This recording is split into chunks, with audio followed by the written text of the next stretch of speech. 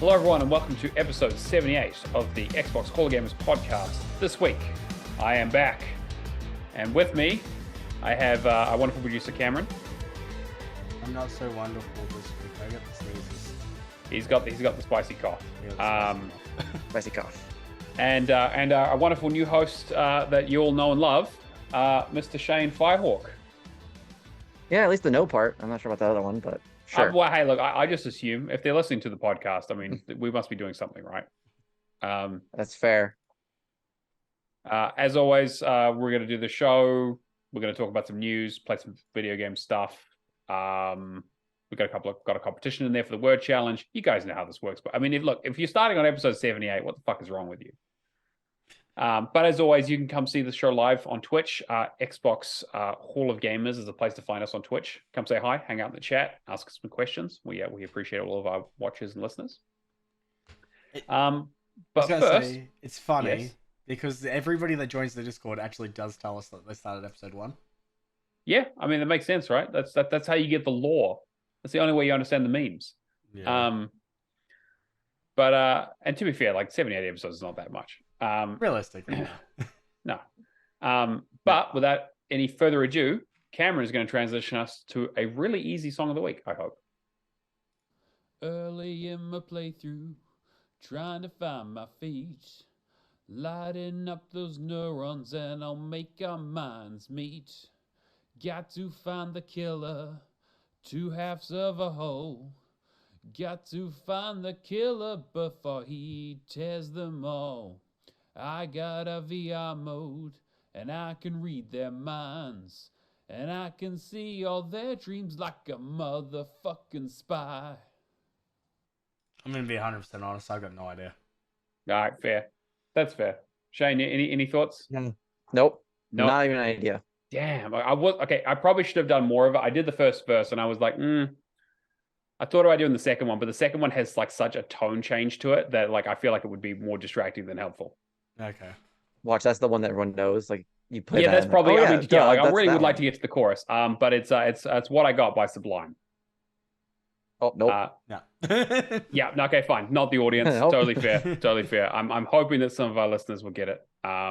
If you guys are into ska, as it were. But no, it came off my playlist, and I figured I'd do a song about it. All right. Well, let's get into our community question this week. So we had a question from our wonderful question writer extraordinaire, Mr. Logic Dad, Isaac himself. And he says, hey guys, is your gamer score so far this year better or worse than last year at this time? Thanks for the show. If I knew who was going to be on the show, I could look up your individual scores. Hopefully this should provide some good discussion material either way. Oh, thank you for the question, Isaac. It is some interesting food for thought, right? I mean, I don't know. Have you looked at yours? I haven't looked at mine, but I know it's worse. So I went and looked mine because I knew mine was going to be much worse. So January 1st, 2022 to 16th of May, 2022. Yeah. First of the year was 661. And then 16th of May, I was on 829,816. So what's that? Nod 140? About 30,000. 140,000, right? Oh, sorry. I'm just looking at. So sorry, 687 to 827. Okay, yes. Yeah. Okay, sorry, you've got 23 in there twice. Sorry. So yeah, like this year's 896 to 928. So that's just over 30,000. I've a few things. April Achievement Challenge last year, I had 86,000 in that month alone.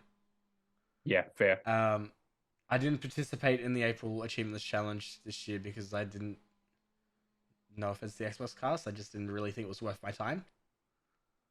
I've had much more, I guess, bigger priorities this year. Sure. I'm finding myself this year just going like, I'm playing games that I want to play a lot more, which is like, obviously getting a small amount of score, but I'm really enjoying what I'm playing. Which I think is like why I achievement hunt in the first place. Like obviously, like last year I had stuff like, was last year Halo MCC? I think. Was that the year before? Maybe the year before, yeah. I think it was the year before. I don't know. like last year I was still in like the baby gamer kind of mode for some of this, like some of these months, and like this year I've just You're not gone. still. This year I've kind of just been Uh-huh. like, just play whatever I want, whatever looks cool. Finding myself like more over time to like playing Steam games as well. Just playing like whatever. Like I still enjoy achievement hunting, whether it be Xbox or Steam, but it's yeah, score isn't the biggest thing for me anymore. Is this his resignation letter or what? We'll get to 1 mil and then we'll see. For personal reasons, I shall be passing away. Yeah, I mean, Shane, you obviously have, you're a super completionist. I don't know. Have you found Yes. that you're? I guess this is a broader question. I guess around like gaming habits, really, right? In terms of like, are you gaming more? Are you gaming less? Are you playing different games than you were a year ago? Like, how are you? I mean, you are the picture of consistency in terms of having, the longest streak I've ever seen on a human being. So I don't know. Well, the funny thing is, I was just looking at it, and my life was a goddamn madhouse a year ago from today, and still is. But I was actually scoring more last year at this point. Hmm. I think it is because I was kind of keeping it short because I was at the hospital a lot, so I had to keep it on the cloud and things I could kind of finish. But at the same time, I did Unsold, I did The Good Life. I had an easy week too. I haven't done one of those this year because those are getting spooky now with all the updates. Sure. Yeah, no, I actually it looks like I'm not on point to reach last year's heights. The million probably slowed me down a little bit too because I was being super careful with that, and yeah. So last year was actually a weirdly really beneficial year for me. I got a lot of points last year, a lot of achievements, a lot of completions. We'll see how this year goes still. Playing new games like Redfall sure isn't helping matters, but No, yeah, right. Yeah, I mean, I think I'm in a similar position. I mean, last year I scored quite. I mean, I was kind of on. I was kind of in that race to 2 million. I'm just kind of looking at my milestones here. So I hit oh yeah, muscles will help. 1.86 in the 2nd of Jan last year, and then if we get up to 1.86, and then when I got to May, my sort of closest milestone in May was well, actually I say like end of April I was at over 2 million and 2,050,000. So that's about 200,000 scored, just about, maybe just a little bit less over that period. And I'm definitely not doing that now. Looking at where I was at the end of last year, I'd basically I'd put another 100,000 on by the end of the year. And so I've done about I've probably done about 50,000 over the last 5 months, about 10,000 a month, which is kind of what I usually try to average. I didn't do the April achievement challenge either, just because I basically don't know if I have it in me anymore. It's a pain to do. I just don't want to be playing baby games. Like, I mean, like, I don't mind boosting the score a little bit, right? But I think, like to Shane's point, the thing with title updates being added to every single game means that I'm booking myself in for a lot more than I realized for a lot of this stuff, right? Thankfully, like I when the baby game stuff started happening, I wasn't hugely invested in it. Like I did it a little bit for some of the achievement stuff, but when the update started happening, I just didn't start any new ones for the most part. Yeah. So I've got a few things to clean up, and I'll get a few title updates here and there. There's probably, maybe another 30,000 in there somewhere that I could probably get. But I've been on the same track, like I haven't been buying games all that often. I have bought a couple recently, but like very rarely, usually when they're on sale. I've been a lot pickier about what I've been playing. And it's basically been like backlog and stuff on Game Pass, especially the stuff that's leaving. Yeah. We'll get into what I've been playing recently over the last couple of weeks, but that's kind of a good example. Game Pass is a good point because there's two ways you can look at it. There's I'll play games as soon as they come out because I enjoy them. I think they look cool, whatever kind of thing, and I reckon it makes good content for the podcast. And then on the other side of it, the Valking at the end of the month, I guess it creates a sort of camaraderie, like because everybody's doing it at the same time. It's like the unintentional book club, yeah, of everybody discusses the Kinda. game because everybody's like, I'm gonna get it. I'm gonna get my money's worth. I'm gonna get it done before it leaves. Yeah, I mean, I would agree, It's right? kind of nice too, because sometimes people are. Oh, sorry. Go ahead. I was gonna say it's kind of nice because I know a lot of us have people playing games that we wanted them to try because they're leaving and they're trying to Valak them. So that's always nice too. Is like people are getting forced to play a game that we thought was really good, like Paradise Killer for some of us and things like that. So that's kind of a nice touch too for the But Valaking. you said really good, and then you said Paradise Killer, and I'm not. Wow. Okay, hang on. I couldn't get into it. I just couldn't get into it. Great. But like, yeah, like I'm the same way, right? I've been banging that drum for ages when it comes to, because again, pretty much everything I play is Game Plus stuff that I find that I'm interested in, that I want more people to try. And so, like to your point, Cameron, I think that when a game comes out, there's obviously a zeitgeist around it. I mean, if you look at Tears of the Kingdom right now for the Switch, right? That's all anyone is talking about, because that's everyone's super excited to play it. It's just come out. It's been highly anticipated. It's getting really good reviews. But we typically don't play games when they come out for the most part, right? I mean, we may make an exception for things that come to Game Pass straight away, which makes it a little bit easier, low barrier to entry. But yeah, having like getting basically like reigniting that zeitgeist of having people, like a community, playing through a game, talking about it, encouraging other people, also giving opinions on it. Like a lot of the stuff on Game Pass that ends up leaving are things that people like have never even looked at or thought about or even know is on there. And something, it's like the first time you hear about a game is, oh, it's leaving. And then someone pipes up in the community being like, oh, yeah, I did that. It took like, 25 to 30 hours. It's actually a lot easier. The ratio's inflated. It's actually not that difficult. Here's some good guides. Like, I'm usually like all across the Game Pass stuff because like I'll dip my toes in whenever, yeah. Sure. I'm going to butcher the pronunciation of this. Umurangi Generations. Yeah. So I just thought, like, I took one look at that and I was like, that's a JRPG. Like, that's something like up Matt's alley. It's probably not for me, right? Everybody starts completing and I see 1 to 2 hour completions and I'm like, wait, what is this game? And it's just essentially paparazzi without the dogs that killer robots. Pretty much, yeah. Yeah. And such a weird game, but it's like, all right, cool. I may as well get that done because everybody else is doing it. Whereas I would have, don't judge a book by its cover because it might actually be a 1 to 2 hour completion and not an 80 that you would have thought. So like Umurangi is a great example of this, because I knew it was a short game. I knew kind of the rough genre it was in. But I've had it installed for ages because it's like a 1 to 2 hour completion on Game Pass. I'm like, I really should get around to it, but I just never did. And this was the push to be like, okay, now's the time to do it. It's a relatively easy game. I mean, the main thing was that because I had to use a video guide for it, which I absolutely hate. I'm a written guide all the time kind of guy, but it's fine. It's a short game. But yeah, like I think that like the things I've been playing, I bought like 3 different games recently. And I'm doing the thing where I'm actually playing them straight away. I'm not just chucking them into the backlog. And I picked them up because for the express purposes of wanting to play them. And I've started 2 of them already, and I've got the 3rd one ready to go once I finish one of the other ones. I'm trying not to overload myself too much. But yeah, and I'll talk a little bit about that when we get to what I've been playing. But I've been a lot more deliberate in what I've been picking to buy and play. And Game Pass is a little bit looser because I'm like, well, there's not really, any kind of monetary investment that has to happen there. But it's given me access to good experience. I mean, like Pentiment is obviously the perfect example, right, of something that's like a weird, interesting game that wouldn't have even gotten made if it wasn't for Game Pass. From what I've heard from talks from like Matt Booty and other people. So there's only like one. I'm gonna go like left field here. Only downside for those kind of games is I really want Pentiment, and that's to still have physical releases. That's the only disadvantage to day one.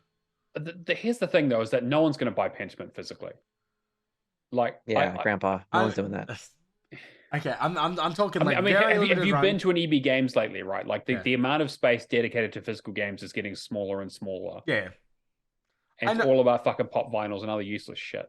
It's like half the store's toys and games. Yeah. Yeah, exactly. And it's more like a 70-30 split at this point. Yeah. I know. I just kind of wish with like games like Benevent and Hi-Fi Rush and all that there was still some kind of physical media, because like I still know people in Australia that they don't have access to, they don't have like proper internet to be able to do Game Pass. Like the town that I grew up in, for example, my brother owns an Xbox. He's basically got Forza 3, 4, and 5 installed, and then that's the extent of it. Because he wants to play Forza, but he's gonna have to play like with basically very limited internet on like an ADSL connection. It's the harsh reality of gaming these days, right? Is that high-speed internet is basically a requirement. Yeah. Because either for streaming or for downloading. I mean, even when you buy the game on disc, half the time most of the game isn't on the disc. And this was the stuff that they were talking about in the Xbox One generation, and they were just too early for it because the infrastructure wasn't there for the rest of the world. Yeah. And I think we're slowly catching up. I mean, I've never had any internet issues on my end, but that's because New Zealand internet's pretty good now, which is surprising. But there are different places. You say it's surprising, and it's just like kicking your toes into me. Like, I mean, look, I to be fair, the big internet pipe or whatever the fuck, however it works, does start in Australia, right? It doesn't just appear out of nowhere. Like, there's a lot of undersea cable that has to happen. A lot of tubes. Yeah. A series of tubes, exactly. It's not like a big truck. Big internet truck. Oh, man. I thought the internet was a box. They named an achievement in Gears of War after that fucking quote. Anyway. I thought the internet was a box. Like a black box. Yeah, right? big black box. Yep. It's like, don't turn it on, don't unplug it. Don't Google it. Be careful with the internet. IT Crowd is such a great show. I miss IT Crowd. I hope that answers your question, Isaac. Yeah, I mean, I think that like it's an interesting discussion to kind of how gaming has kind of differed over the years and kind of what we're doing and what we're playing. And I think this week's a good example. For me, it's always funny. It's always funny because I can say like, so we're talking like year to year, but I actually play games more now since I've had a kid. I've always thought it was funny. Talking about gaming habits, like I know a lot of people, they buckle down and have their kid, and I actually got an Xbox because I had a kid, so I could play more. So go figure. Yeah, I think it'll be interesting to see how that trend continues. Yeah, I mean, she's getting older and she's gonna move out hopefully soon. So great. It's like it's even more like more space, more time. Like great. You know what? I keep thinking like I really hope I'm still achievement hunting when I retire. I got all the time in the world. It'd be really nice. I wonder if you get to a point like I could see myself in the future, like still having connection through my kids by playing online with them. Yeah, and just beating their ass in Halo 76 exactly. or whatever they Yeah, Halo 76, exactly. They'll still be playing Fortnite, thank you, and Minecraft. Actually, true. It'll be Fortnite Season 5. Yeah. But yeah. We'll be like in the 20th generation of consoles, and it'll be like Halo, Fortnite, Roblox, Minecraft. Be the exact same little rec stuff. room here and there too. I mean, actually, that's an interesting discussion in itself. How we didn't really talk that much about the Phil Spencer stuff, but I went back and watched that interview with Kind of Funny and him talking about like Xbox One was the worst generation to lose because everybody has the digital library now, and then it's so like it's not a console reset. It's you have to like you're basically abandoning your digital library if you swap consoles and that now. I mean, that's been the goal of every digital provider ever, right? I mean, the same reason Apple got you to buy Apple Music stuff is because they want you in the ecosystem. The ecosystem is the moneymaker, right? Everything else is entry points into that. And I think the summary of that is that like Sony have got the long play. They make sure they put out enough high profile releases to keep people interested and to get new people in. Whereas Microsoft are like, let's try and get people in from all other areas into the ecosystem as at a low price point as possible with Game Pass with like the Series S. It makes me wonder like why Netflix doesn't do like a digital library system where you can buy stuff if it's legal. Don't give them ideas. Yeah, there's licensing is the biggest problem on that one. I would imagine. Yeah. But I thought it was just an interesting discussion, and then obviously like you've got games like GTA lasting whole console generations. You've got Roblox. Oh, that's right. They'll be playing Fortnite and GTA 5 still in 60 years. That's right. Yeah. And Elder Scrolls 6 maybe. They'll still be top for some reason. Maybe. It'll come out in a couple more years. Maybe. Anyway, thank you for the question, Isaac. Always great for generating discussion. And we'll look out for your next question in the next week or two. All right, let's get into the news. We don't have a huge amount this week. It's actually been relatively quiet since all the sort of CMA and Xbox stuff last week. But I'll just say this one quickly. So Amnesia the Bunker has been delayed again for the third time. It's been delayed into June due to unforeseen circumstances. They don't really elaborate on that. I am actually quite looking forward to this game. It's coming to Game Pass, so I've enjoyed the other three. I keep seeing every other site saying May 23rd. Yeah, exactly. So, all right, well, I guess we'll see. Again, not much to say there. I just wanted to announce that because we have mentioned it in Game Pass stuff a few times. When was the original Feb? So say last year, I think, right? Was it last year? Jeez. I think so, yeah. I feel like there was there was an announcement back in Feb or something a few months ago. This is their third delay. Yeah. So it's been stayed for Game Pass, and then it's just like one of those ones that the month kind of just starts feeling empty because a lot of it's like filling in the PC side or like when I get to the Game Pass stuff, it does feel pretty short this week. Short this month.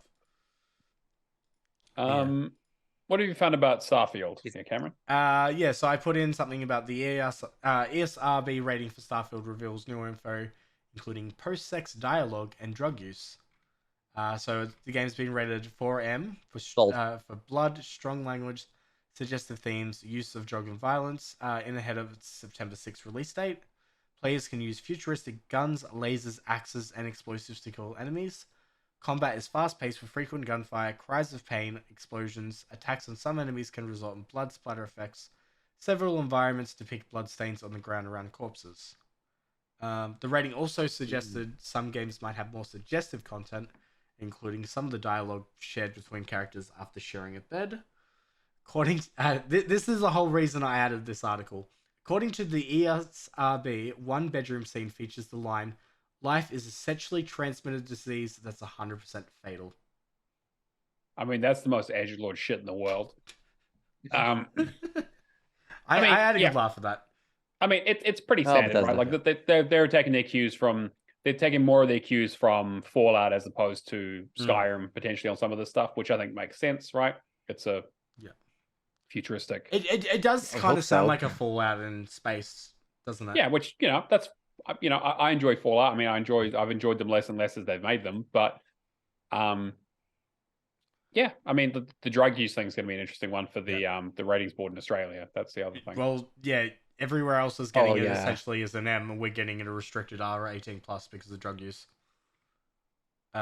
Which I immediately after hearing about that, like the game functioning around this fictional drug called Aurora, I was like, yep, this is 100% going to be an 18+ game in Australia. Does every one of Bethesda's games have a trademark drug? Like, is that just their thing they like to do, or what? I've played Skyrim in a while. I guess so. Yeah, they give like Skooma and Skyrim, right? Skooma, and Elder Scrolls in general. Yeah.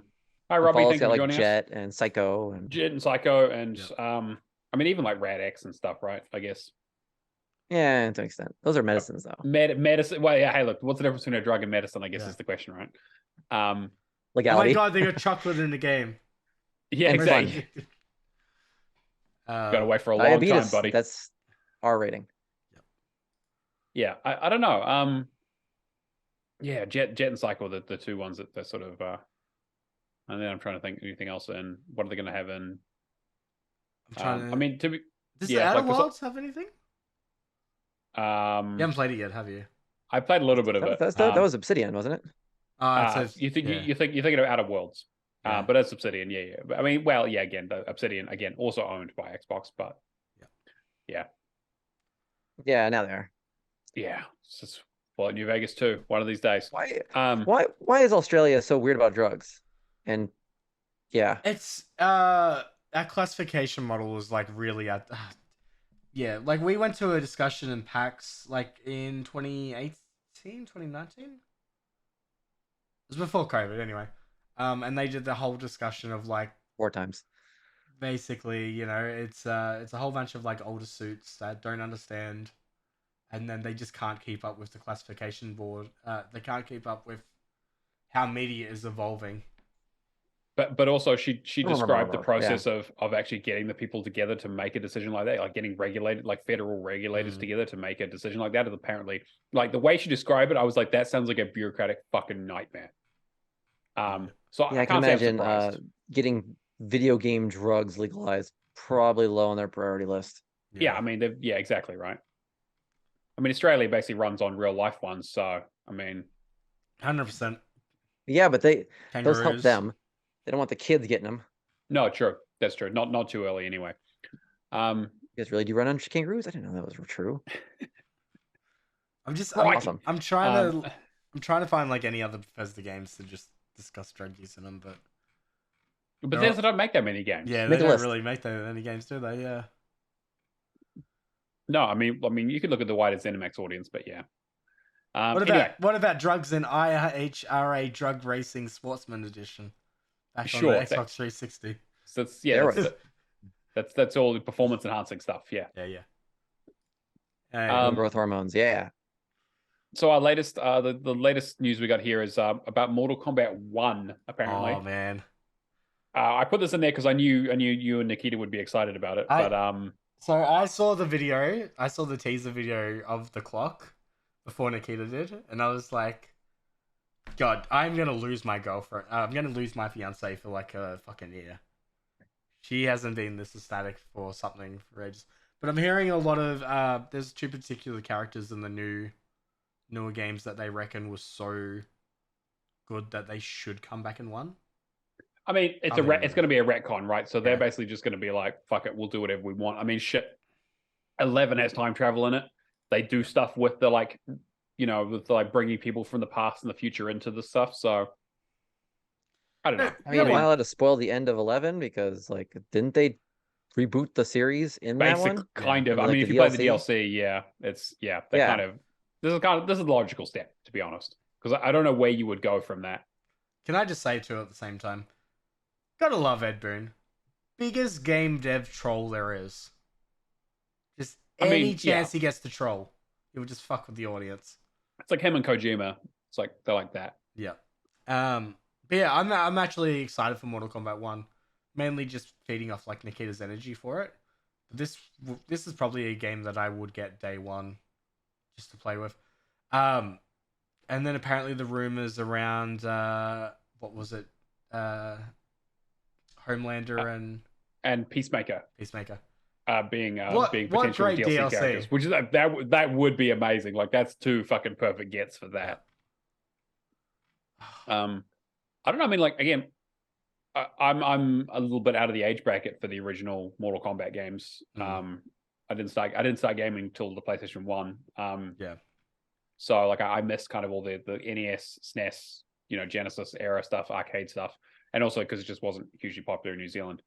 And so like I played a little bit of the original Mortal Kombats, but like going for a reboot makes perfect sense. I mean, that's kind of what they did with 9, right? They kind of retold that story, but that was also a long time ago as well. Yeah, 9's what, like 2008?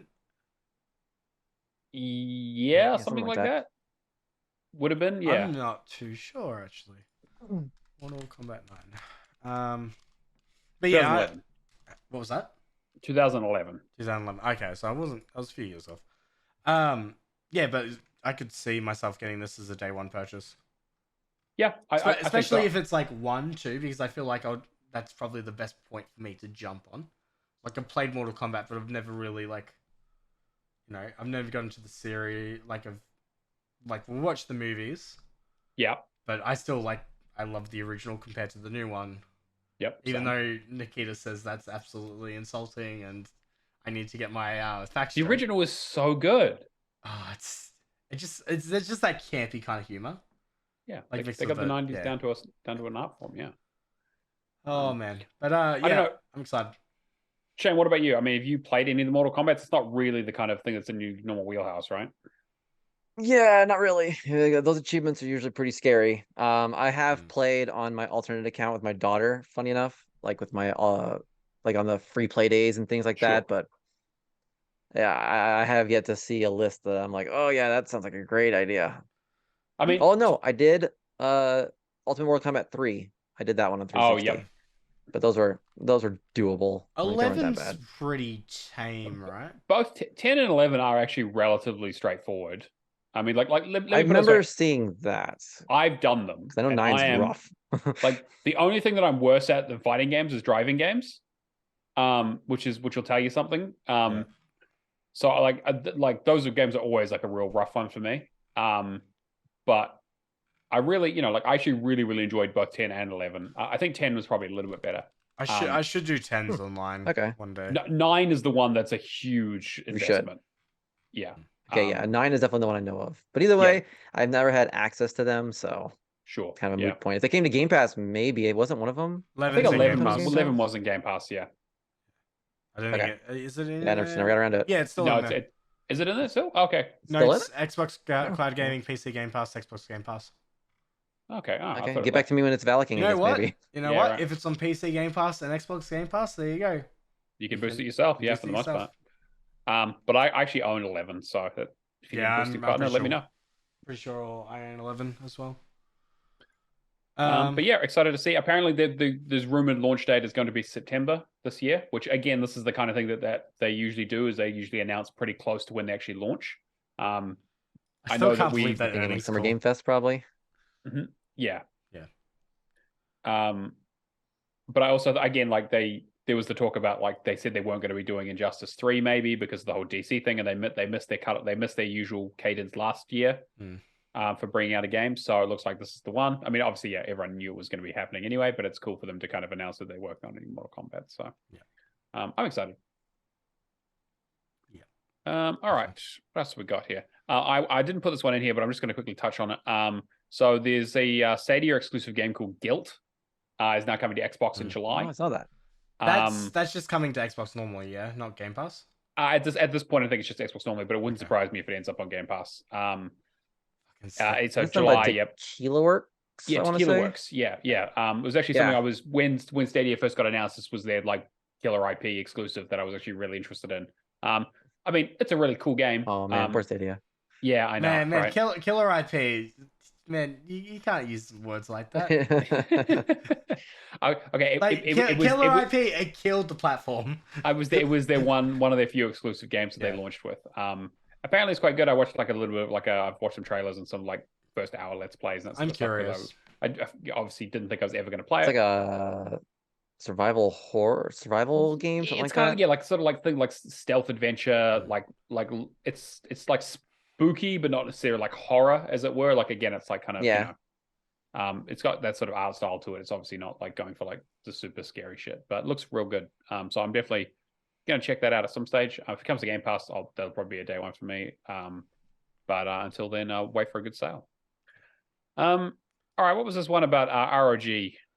All right, so the ROG stuff to me has been like very interesting because people have just been putting rumors out about the specs, about the price. Obviously, Steam Deck, very popular console. Hasn't hit Australia. I don't think it's hit New Zealand, correct? Yeah. So like a lot of people were getting imports and that to try and get it over. Back on April 1st of all things, ASUS announced that they were going to have the ROG, the Republic of Gamers Ally, which is portable console, and everybody kind of responded just like, it's April 1st. We're not falling for this shit. Yeah, Like, timing could have been a little better on that one. Timing was like really off on that one. They meant to. Past that, over the next 6 weeks, I guess, they've released more details. Like it'll be running Windows 11. It's actually getting bundled for 3 months of Game Pass. I saw yesterday, which I think is a great idea. Xbox Wire actually did an article on it with a hands-on by Jeff Rubenstein of the Major Nelson podcast or Xbox podcast. I'm interested in your opinions about it because I think this is the closest thing we're ever going to get to a portable. Like, you know how we were discussing rumors about the Switch potentially getting Game Pass and having like native games being installed and that kind of stuff. To have a portable console like this with I need to look into I think it was like $600 US for the lower model. It was like it was comparable to the Steam Deck pricing. Comparable to Steam Deck with pricing, but the specs were a shit ton better. Yeah, like this one would be able. The Steam Deck can do 720p. This one will be able to do 1080. It's gonna have half as much battery life. Yeah. I mean that's I mean, this is the thing though. Like, if you just want to kind of like lay in bed and just do that, like I think this is a great little console. to take around with you. I- Yeah. I want your opinions. Yeah, I think that this is probably. I mean, I think it makes sense. I think we're going to see more competitors in this space. Whether they're successful or not, I think it's going to be a very different story. Yeah. I mean, Steam has had some stinkers in the past in terms of hardware development, right? Like if you think about like their Steam controller, if you think about the what was the console that they had, like the Steam boxes that they were doing with it, like in associated, and then they had like the Steam Link as well. All of that stuff has just been shut down and just kind of had, and so this is their crack at like mobile game or portable gaming. It seems to be doing very, very well. Obviously, like you said, limited releases still in other countries, but people have been loving it, and apparently they're not planning on doing like a version 2 for a fair while yet. I mean, I think this makes sense. I think we're definitely going to see more of these kinds of things. But I mean, you can play Game Pass on a Steam Deck right now, right? Like, I mean, again, it's limited, so you have to do a little bit of work to it. But you can, but isn't that through like cloud still? What? No, you should. I mean, theoretically, you should be able to download games onto it, right? I mean, you like if you can get the app, because I mean, you can run Windows on the damn thing if you want. But isn't that like a Linux UI though? Well, it is, but like but it's just a computer. You can put Windows onto it. You can boot into Windows. Yeah, okay. I'm thinking more so from like an accessibility point, like normal everyday consumer, straight out of the box. Sure, yeah, it's going to be a lot harder. You can do it, but I think most people who have this, I mean, again, like Steam Deck version 1, I think most people who are buying that are like, that's not where that product is at right now, right? Yeah. I think that's like their next iteration that they'll do, which will make it more consumer friendly. Yeah. Right now, this is for fucking nerds who want to go in there and fuck around with Proton and try bootloading stuff and sideloading things and seeing what works on it. You'll still have the earlier adopter that's happy to, like, that doesn't have the knowledge to do that kind of stuff, that's happy to pay the price though.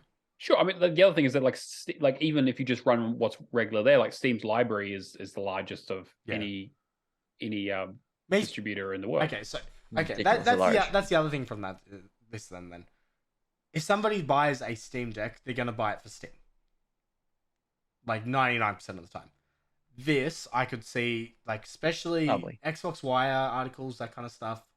Jeff Rubenstein talking about it for all people. That's going to have the conversation like, this is the portable Game Pass console. And you think, like, the success of the Nintendo Switch, I would be very interested to see going into the next generation, what's a Switch 2 going to look like? Because I think we've finally reached a point where I don't think Nintendo is going to drastically change their hardware. Well, no, I mean, not yet. I mean, the reports this week, again, this is an Xbox podcast, so I don't have it in front of me, but the reports this week are basically that they have no plans to make release a new console in this financial year. So that's basically up until April next year. I imagine we're going to say something late next year, but I'm saying, like, if we get a new Nintendo Switch, it's going to be the Nintendo Switch 0.2. Sure. I don't see them going, like, from a jump from a Wii to a Wii U to, like, the differences between the console generations for Nintendo. I think they'll stay for something consistent now, because they're kind of capturing both markets without having to have separate works. Yeah. Well, they're basically blended their portable console market with their home consoles. And but they've kind of also cannibalized the two of them. So the funny thing is too, with, like, just talking about Nintendo for a second here too. I'm just trying to think through the train of thought. The funny thing is with it, in the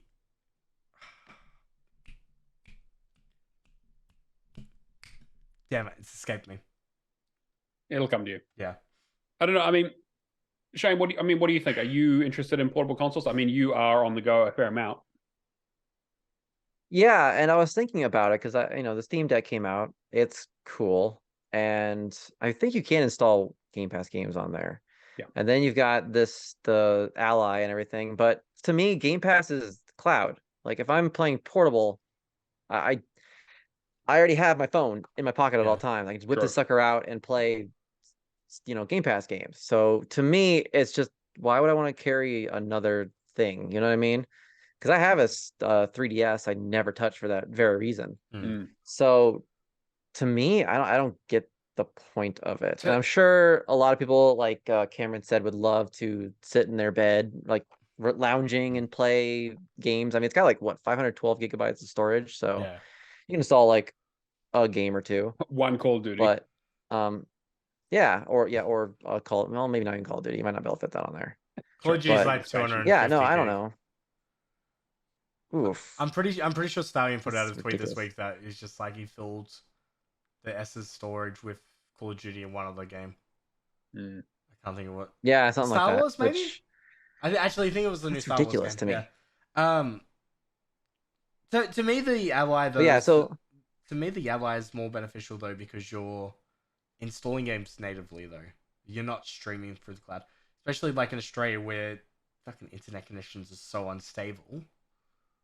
Yeah, I mean, I definitely Yeah, I see guess this as like that's the a difference. download machine, right? I mean, like I don't stream most of my Game Pass Yeah. games. Like I usually, if I do, it's streaming to my console, Yeah. like from my console to another device so I can use it. But I still downloaded the game. But I get your point, Shane. Like I think it's a niche of a niche, right? Like it's quite a